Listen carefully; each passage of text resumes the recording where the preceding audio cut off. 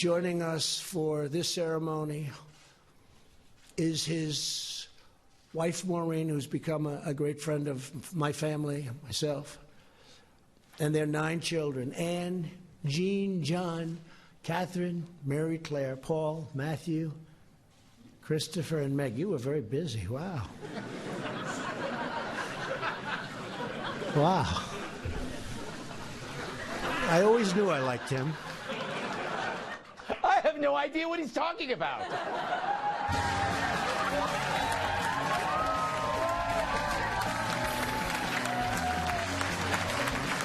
right. Now, in real life, you can have the best of times and the worst of times, but under the Trump-obsessed media, it's all bad all the time. And you know things are pretty good when the Trump's pissed off storyline gets trotted out. President Trump isolated, growing more furious by the day. His mood dark and angry. The president is lashing out at the Mueller probe. The president is said to be in a foul mood. The president's state of mind is the worst it's been since the campaign, and that among the West Wing staff there is a near universal sense of foreboding. Ooh, a universal sense of foreboding. That's how I feel after eating Taco Bell. But Trump, he's mad, so mad that maybe he'll stage a coup. In the sad event he does run, and he does lose, which would be a happy event, it would be stunning what we would see. He would be a president going, I'm not leaving. I'm not leaving. Could call the military. I mean, it is that. We have to look at this man. He really would do that. I'm looking at that man. Fun fact, MSNBC made him in a lab with chicken wire and Botox paste. So now that the apocalypse has been postponed until after brunch, we must make do with the old chestnut. Trump's unstable. And no wonder, when some networks stop talking about how bad Trump is, what are you left with? Them. The empty talkers, the noisemakers in suits, jaw-clacking dolls with broken hinges and tummy tucks. They cling to Trump's mood like it's candy-colored Klonopin. Even as the news looks pretty good for America. He just scored a bipartisan win on prison reform. Even Van agrees. The 99 times I don't agree with the president, I'm going to give him hell. But on this one, I'll give him a salute and an applause. We've got to come together to help the people at the bottom. And while the networks OD on Trump rage, the president signed a measure Monday to create a new National Historic Park for Martin Luther King Jr. But wait, how can that be? How can Trump do this? Isn't he racist? The President of the United States is racist. Well, if he's a racist, he's really bad at it. Trump, the world's worst racist. You know, that's a great idea for a coffee mug. World's worst racist. Like, world's best.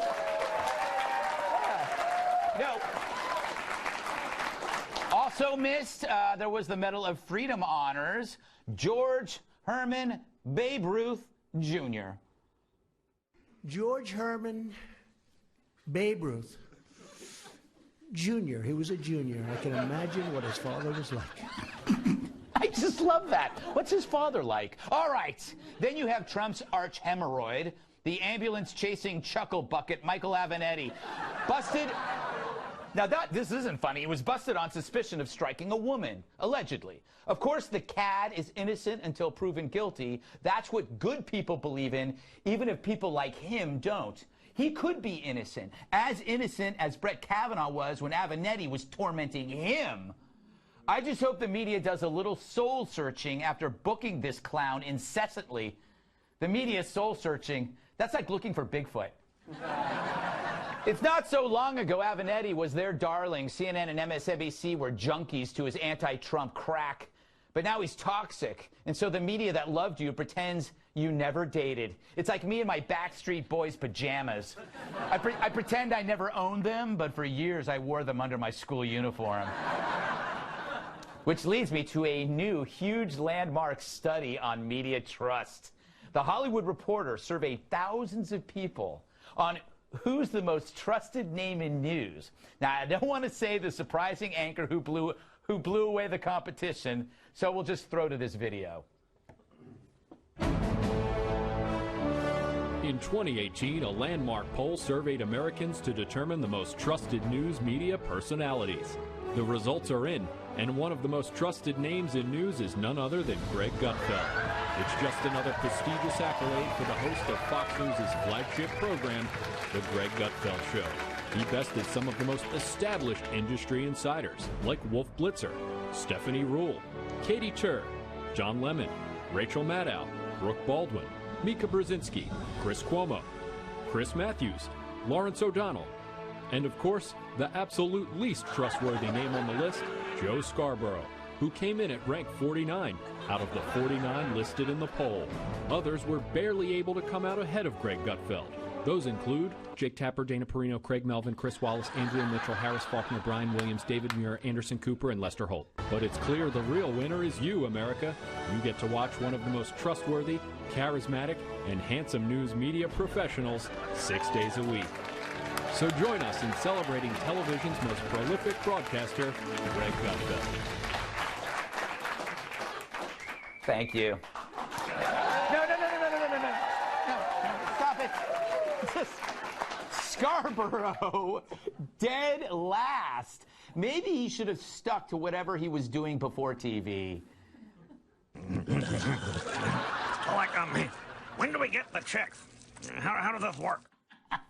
I also beat Chris Cuomo and Don Lemon. I wonder how they took that. Don't be so sensitive, Chris. I'm sorry. Cuomo. Okay, thank you. Everything is not about you, okay? I'm sorry.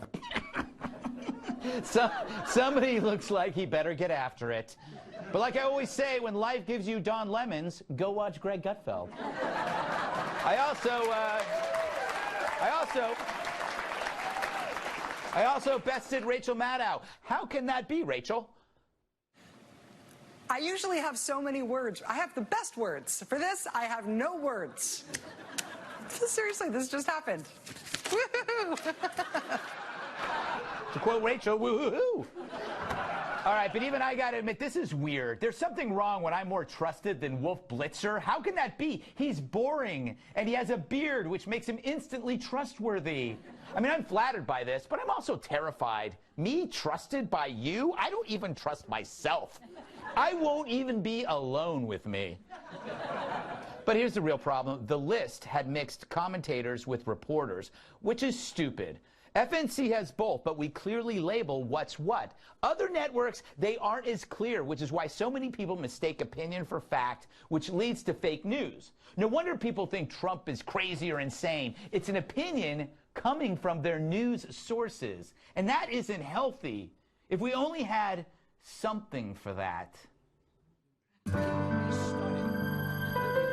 He would be a president going, I'm not leaving. I'm not leaving. Could call the military. Trump is going to engineer a coup. He's going to round up families and separate children. He's going to imprison women and turn them into baby-making factories. Hold on there, partner. Where'd you come up with this? Well, just watching TV and talking to my friends. Sounds like you need new friends. New friends? Tell me more. New Friends is not a drug, but a group of people who present a different set of opinions that more clearly reflect reality than the talking heads on TV. Wow, sounds great. Where do I start? First, you'll want to go outside. Then maybe go to a hardware store, or a grocery store, or a local church. No playgrounds. Then initiate conversation without mentioning politics. Do you have neighbors? Yeah. Maybe talk to them about the weather or sports or their pets. They love to talk about their pets. Do they like you? Yes. Oh, no. Ever since I took down their Trump signs. That's okay. Maybe apologize with a bottle of wine. Sounds great. I never thought of that. I'm going to give it a try. New Friends is the best way to keep you from going down the paranoid, angry rabbit hole that turns people like Joe Scarborough and Donnie Deutsch into gibbering idiots. Act now and we'll throw in this handy Deutsch bag. It's a burlap sack that you place over your TV when Donnie is on TV. So get New Friends today. Side effects include being happier and more stuff to do.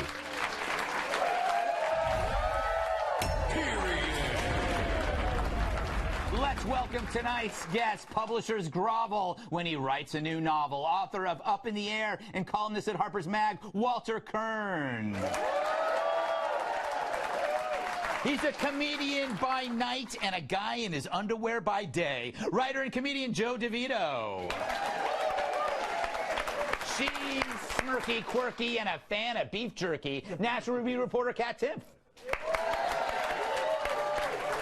His stature is iconic. His dinner plate's tectonic. Former WWE superstar, massive sidekick, and starting November 28th, host of Un-PC on Fox Nation, Tyrus. All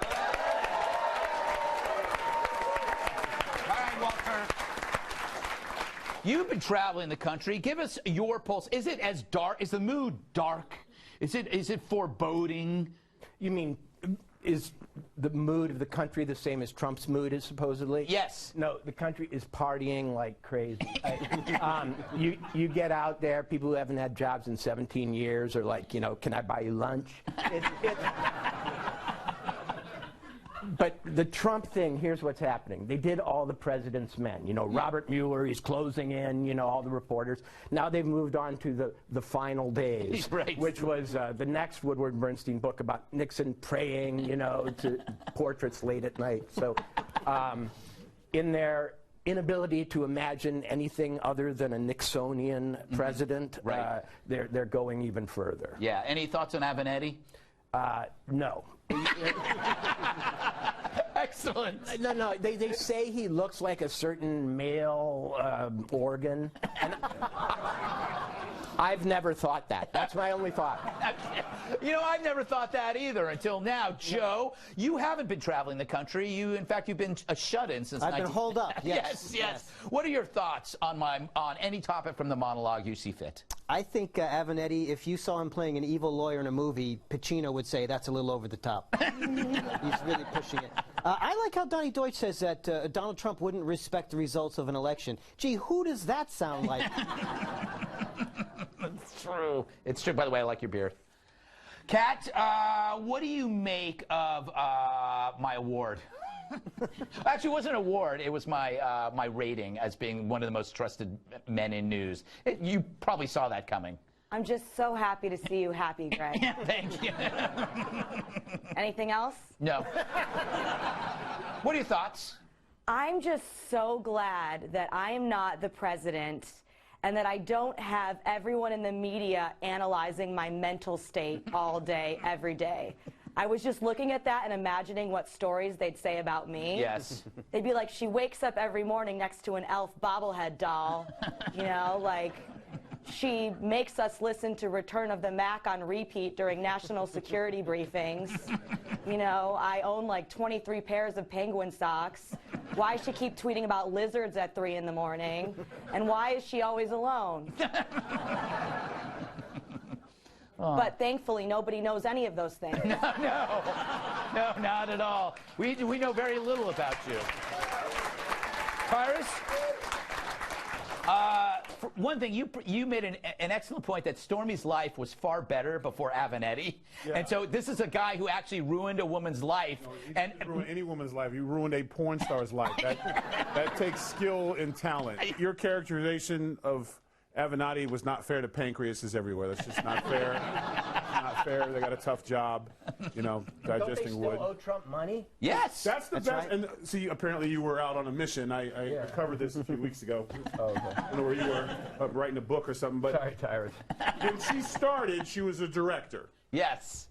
She was going places, but she wasn't unveiling in those places. She was middle management, let's say. Mm-hmm. She had gotten money.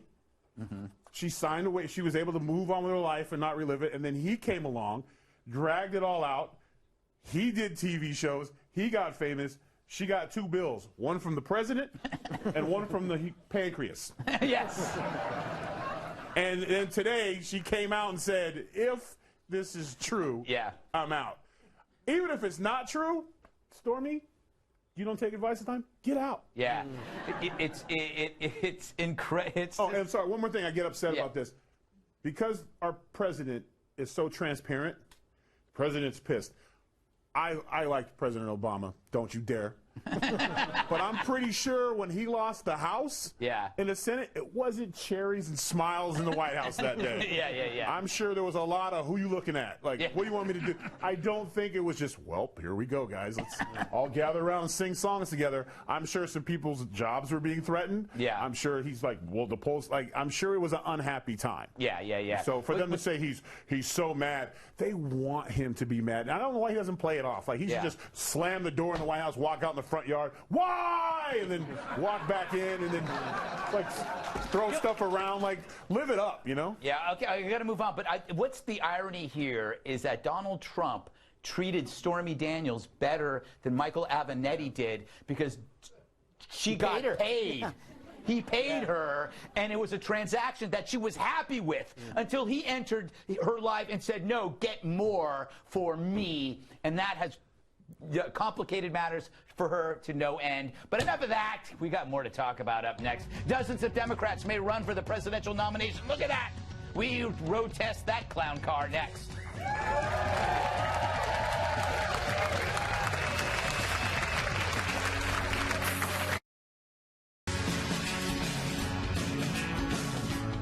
There will be plenty to run in 2020. Dozens of Democrats are kicking around the idea of running against Trump in 2 years. Here's a montage of them.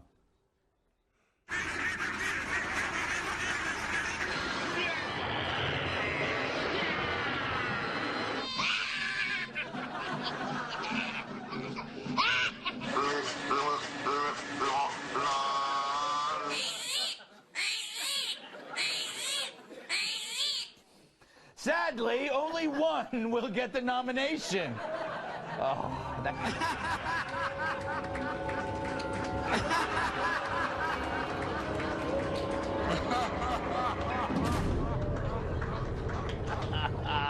Yep, according to not one but two Democratic insiders, it's happening. And one of them was Hillary's pollster, so he knows what he's doing. They said so in the Wall Street Journal, referring to her as Hillary 4.0. That's clever. According to the piece, she won't let losing to Trump be the last page of her career. And she has a 75% approval rating among Democrats. Yeah. And they scoff at other Dems thinking of running, calling them amateurs. The last line says it all. Quote, she may enter the race later, but rest assured that Hillary 4.0 is on the way. Oh, I'm resting assured. Believe me, I'm resting as assured as this guy.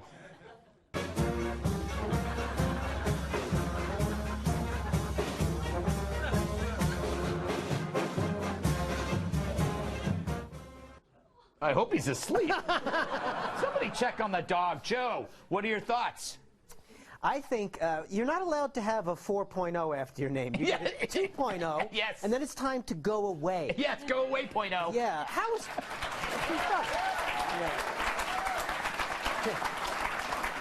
They keep saying she's going to reinvent yourself. When you reinvent yourself, you have to go away, yes, then come back. You don't get to stick around. Yeah. Because if you never go away, then people look at what you invented yourself as the first time and realize that you were full of it. Yeah. They need to get rid of her and get look at Bernie Sanders, Joe Biden, the kind of fresh young blood the Democratic Party needs. Well, Kat, theoretically, with the transfusions, it is fresh young blood. Yeah. Look, I just think that the amount of people that are thinking of running is just further solidifies in my mind that Trump's going to win again. Because they're all going to be beating each other up. Yeah, yeah. It's like... But could the way Trump became the contrast to 19, could one person end up being the contrast to like 20? It's still like if two people were running a physical race. Right. And one of them had just had to run another physical race, but like while they're running, they're also getting punched in the face. Right.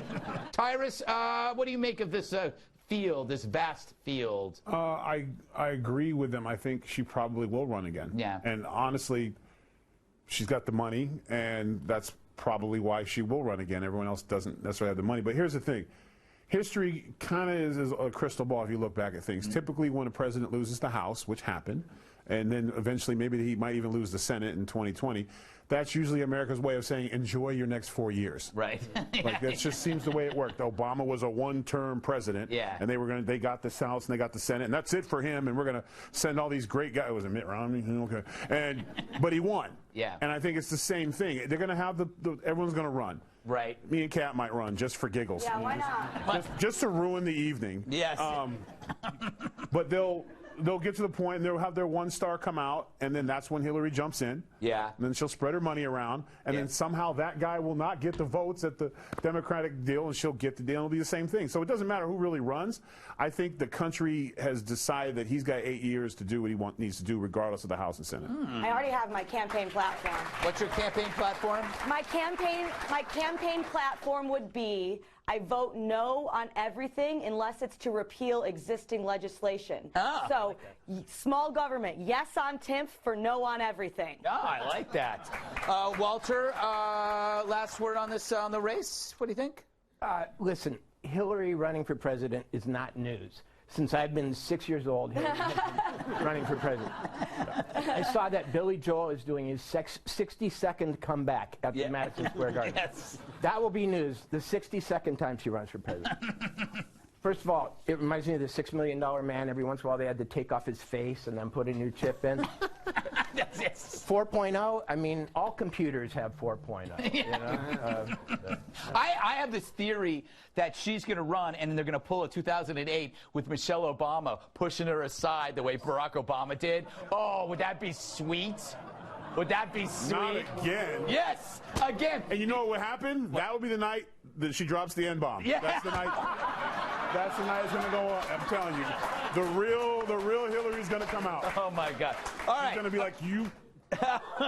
Up next, which political party hates the other party more? The results will blow your mind, or maybe just your nose. And don't forget, I'll be doing 2 live shows next month called the Gutfeld Monologues, live Grand Rapids, Michigan, December 2nd, and December 8th in San Antonio, Texas, plus special guest Tom Shalhoub. Tickets for both shows are still available. Not many, though. Go to gutfeld.com. G. Gutfeld.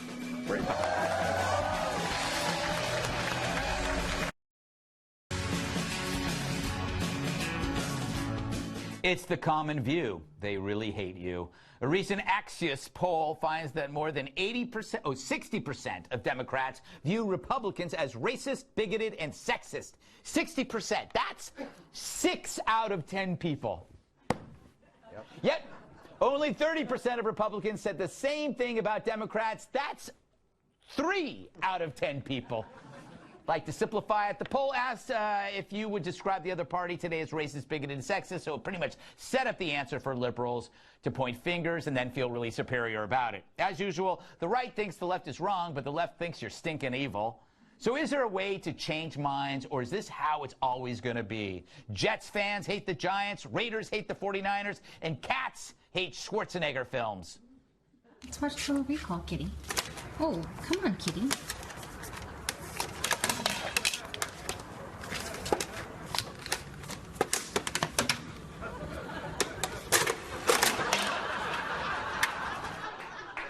And you know, it's weird because it's some of his best work, Total Recall. And Sharon Stone was in that, I believe. Kat, what do you make of this survey? I think that there are definitely some Republicans that are racist. I think that there are also definitely some Democrats that are racist. I don't think that whether you're racist or sexist has to do with what your political party is. I think it has to do with whether or not you're a racist and a sexist. That's right. I don't know. But this was really upsetting to see because you think about the lack of civility in politics now, and this makes perfect sense that these would be the answers that, oh, you actually think this entire party is full of garbage people just because of the party that they belong to. So no wonder they're not treating people civilly. And things need to actually change. People need to face reality a little bit, or things are going to keep getting worse. Getting worse, Tyrus. Will it get any better? No. No? Every one of you. Let's say 30 and 60, that's 90% of this room is a bunch of racists. I knew it. No, no, Walter. No, see. I'm not going to defend myself. Okay, don't.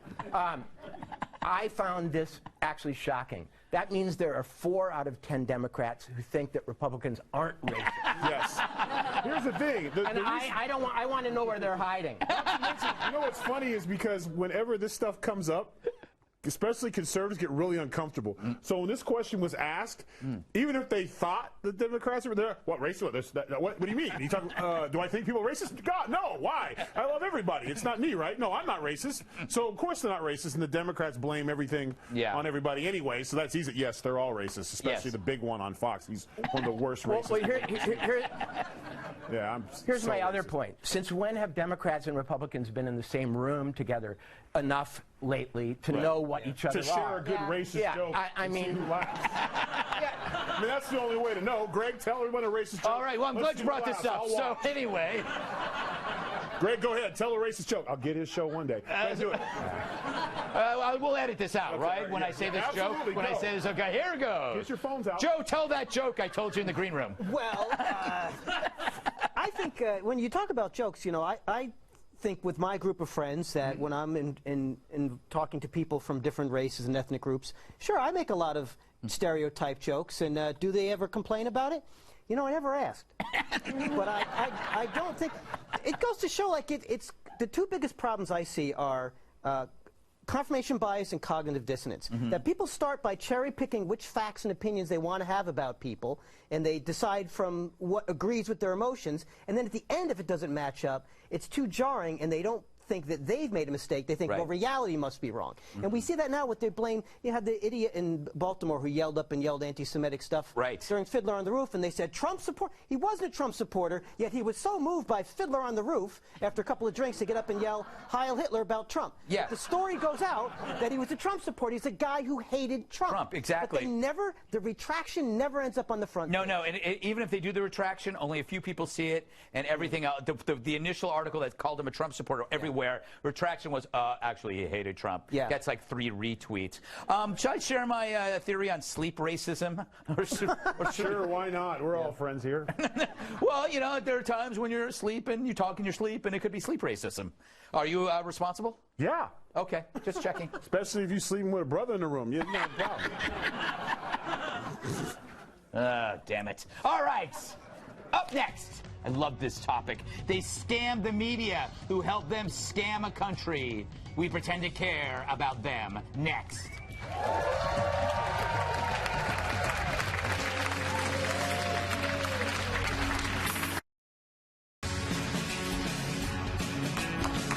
Yes. All right, they pulled a scam using a homeless man. Remember that, quote, feel-good story about the couple that started a GoFundMe page for the homeless guy that supposedly gave him his last $20 when the woman ran out of gas, and people came together and raised $400 grand for them? Well, it turns out it was a giant ripoff, and they were all in on it. All 3 were charged with theft by deception and are looking at jail time. GoFundMe says anyone who donated money to these clowns will get their money back. There are 2 lessons here. 1, don't believe everything you read on the internet. And 2, see item 1. Skepticism and critical thinking are good, but so is giving. And it is the giving season. You don't have to let the 3 jerks ruin it for you. Do your homework. Find a worthy cause. For example, not this.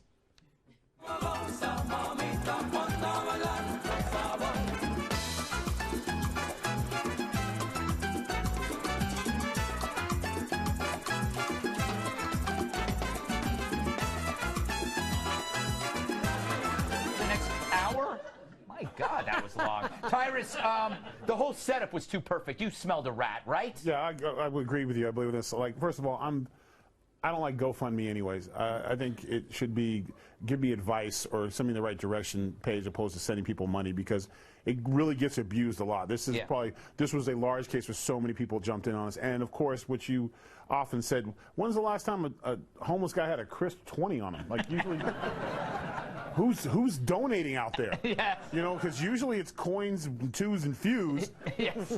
Excuse me, I couldn't help but hearing you complain about your gas, young lady. Oh, yes, homeless guy. Here's $20. And she was like, it wouldn't have went that far. He would have had mace. The boyfriend would have hit him, you know, like, and on his way down, some dollars would have fell out. Urine-stained dollars would have fell out, and they would have been like, sorry, bro, we need this car. And then they would have gave the $5 and drove off. Like, the whole story was terrible. And they turned on each other. Yeah, they turned on each other. They tried not to pay him. Yes, The homeless guy found out that they were spending money at casinos and crap, and then he sued them. It was just like one of those simple plans that fall apart, Walter, because they all get greedy. The Treasure of the Sierra Madre was like that. I'll agree, even though I never saw it. Here's the problem with GoFundMe. Everybody has it now. I wonder why I even have a job. The other thing is, I feel like when I was a kid and I was the only kid who didn't have a phone in his room, I'm the only person who doesn't have a GoFundMe.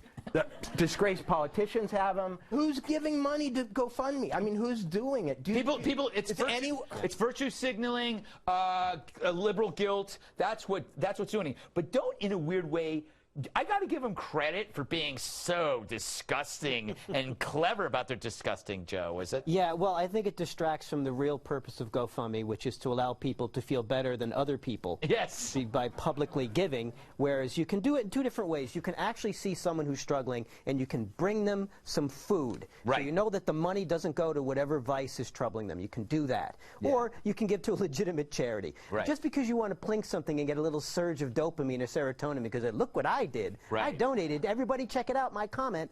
But these people, they reminded me of in Goodfellas when they do the Lufthansa heist, and it's like, keep it quiet, and everybody comes in, because they bought a BMW. Yeah, they're walking around in furs and stuff. But it's my wife's birthday. Yeah. It's my wife's birthday. We're supposed to spend. It's her mother's name. And nobody needs, what they raise, $400,000? Yes. That's a lot of gas. How much gas do you need? Yeah. What kind of Buick are you driving that you need $400,000 worth of gas? That's amazing. Kat, will this make people more skeptical about really sincere? There's stuff on GoFundMe for real problems, but no one's going to believe it. Nah, I think people are pretty dumb. Oh.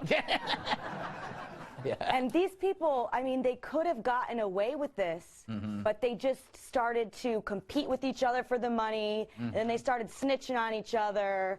So there is another lesson here that you did not mention. What? Don't scam people generally, but if you're going to, don't scam with acquaintances. Scam with family only. That's why the mafia works. Oh, interesting.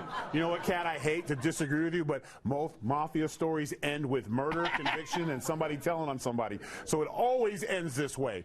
Do it yourself, and if it gets iffy, do yourself in. There you go. Samurai's death, not getting it out of me. The one thing we overlooked is that the other culprit in this is the media, who never bothered to really check this story out because it was too perfect. So every news program put it at the end of their show or did something with it, and they just ate up and no producer said, this really smells. They didn't, because the story, they wanted to fill 3 minutes. And why did they go with 20? If they would have gone with 5 or something, then maybe I would have believed it. Yeah. But it's like, oh, this homeless guy gave me his last $100 bill. Like, you know what would be great is a new game show called Real or Fake, and you create legit causes with some scams in, and then the audience pledges money, and the one who wins, if it turns out to be fake, we round up the people that pledge and put them in jail.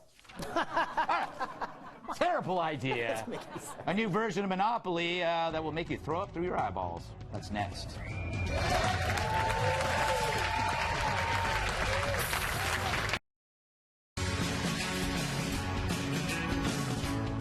They're swapping Park Place for a safe space.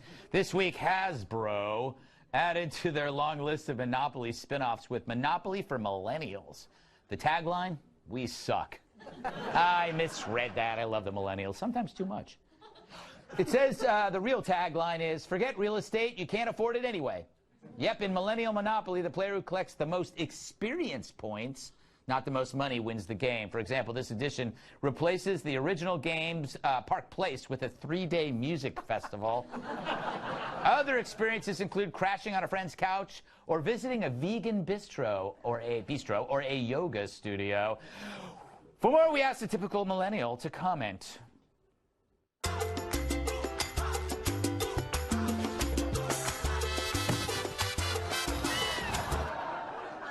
That was amazing. I didn't expect that. Kat, apparently you're still a millennial. Yeah. Does this game offend you? yes, but I also don't understand how the game doesn't realize that it's essentially an argument against itself. Right. Because the whole point of the game, I guess, is to convey the idea that experiences are what's most important in life. If people playing the game actually receive that message, they're going to say, what the hell are we doing in this basement playing Monopoly? Yes.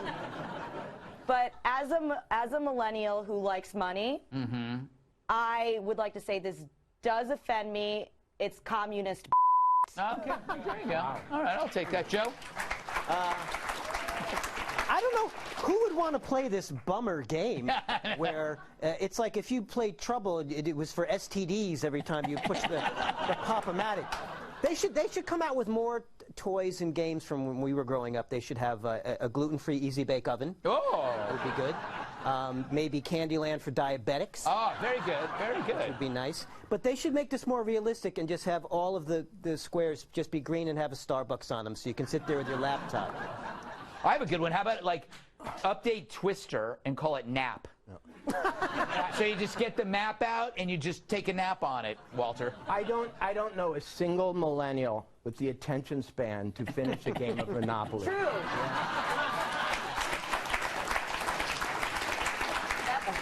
Yeah, this one actually doesn't come with any of the money. You have to get that from an older version. Nicely done, Tyrus. Do you predict this will do well? This is what it's all about. What? This is where we're at. Yep. 9th place is good now. Yep. He's getting down like Trump. Somebody needs to He's getting mad. I live by a I wish creed. I wish I would come home and see my children playing that game. I would put the fear of real Monopoly in them. I'll be the banker. I get the car. House rules on free parking. And it's a game to help you manage your money and buy things and succeed. Deals are struck on Monopoly. Right. You got Boardwalk, I got Park Place, I want Marvin Gardens, let's make a deal. That's how you learn. Yes. Yes. Now it's, you want that? I want that? Okay. It's both of ours. Yeah. Monopoly is a sharing economy. Not in my house. Yeah. Yeah. Could I just stay on the couch at Park Place? You know what? Come on! Like, that's a skill set? Yes. To be the guy on the couch from Half-Baked? That's your life? It's not, you know, this isn't fair to millennials. Like, this is not fair. Yeah. I just want to punch the little Monopoly in his little, what is it now? It's not an Oracle, that's probably culturally stealing from somebody. And the little rich guy with the hat? I'm sure he's not a rich guy anymore. He's a rich thing, person, tree. But why do every generation has these people that just don't do But for some reason, the cat millennials of the world get no press time. No, it's true. But the dude on her couch gets all the press time. Like, it's like the people that are the millennials that are work. Don't talk about you dudes on your couch. I was just saying, it's not fair to millennials that the ones who are working hard and they get no press, but the dude on the couch at mom's house gets all the coverage. And you know what it is? It's also not millennials. It's actually the generation after the millennials that are the issue. Those are the ones that don't want free speech on their campuses. And actually, not all of them, but they're that generation, which is, what is it, Y? Generation Y? Or just call them Generation Oatmeal. Z, Generation Z. We're old, aren't we? Yeah. I used to play Monopoly with my grandpa, who is the greatest generation. He played like for 10 minutes, then he got super hammered, and you know, everybody forgot the rules, and you know, it went away. That was how Monopoly went. You really needed a get out of jail card for him. Then towards the end of the night, it's like we were playing Monopoly. How will prison reform affect the get out of jail free card? That's true. That's true. We're updating. There'll probably be like twice as many cards now. All right, up next, you want to see something Tyrus and I did one night after the show? You can if you've joined Fox Nation. If not, there's still time. More details next.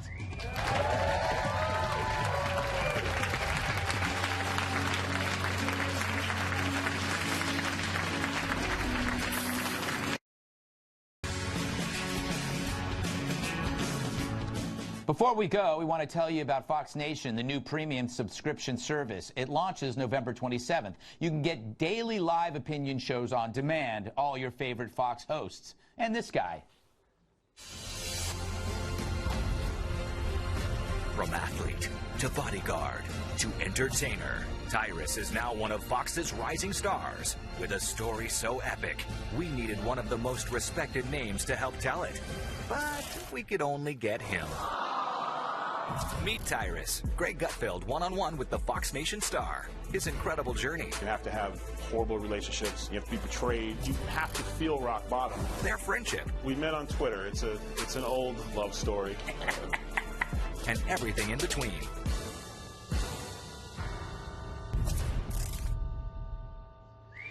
So, sign up now at foxnation.com if you want to see that, and if you want to become a founding member now, you'll get exclusive merchandise that's only available until November 27th. All right, happy Thanksgiving, everyone. Thanks to Walter Kirn, Joe DeVito, Pat, Tyrus, our studio audience. I love you, America. I'm Greg Gutfeld.